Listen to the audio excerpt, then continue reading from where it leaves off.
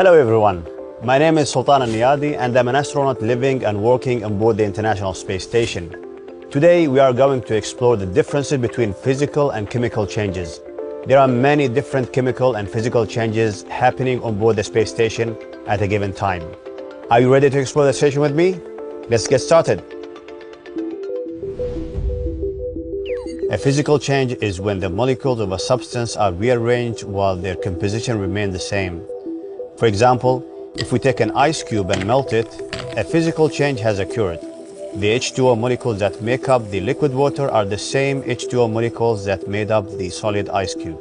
As solid ice, the H2O molecules are frozen in place and can only vibrate. Liquid water molecules are able to move and flow around each other. A chemical change occurs when a substance undergoes a change in its molecular composition, meaning that an entirely new substance is formed. Generally speaking, a chemical change cannot be easily reversed. There are 6 indicators that tell us a chemical change has occurred: the production of gas or bubbles, the production of light, the production of an odor, a permanent color change, the formation of precipitate or solid, and a change in temperature. Sometimes we refer to chemical changes as chemical reactions. For example, the rocket that brought me up to the International Space Station utilized a chemical reaction. The engines of the Falcon 9 rocket burned kerosene and liquid oxygen to generate enough thrust to propel us upwards out of Earth's atmosphere. Once ignited, the rocket's engines produced light, hot gas, and smoke that you can see billowing out of the bottom of the rocket. These all indicate that a chemical change is taking place.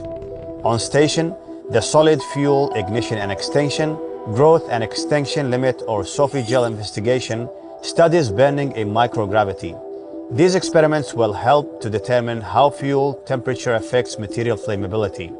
The results of this study will help us to better understand fire safety and suppression in space and on Earth.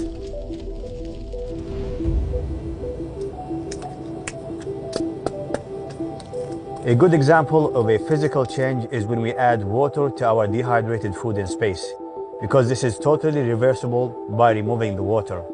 And once eaten, this is a chemical change because the acid in our stomachs breaks down the food and changes its chemical composition.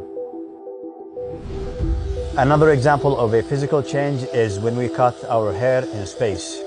And this is a physical change because the composition of the hair has not changed. Once the hair is cut, it is still hair. There are no indications that a chemical change has occurred. Can you think of other examples of physical and chemical changes back on Earth? To learn more and experiment with physical and chemical changes, check out the corresponding classroom connection online.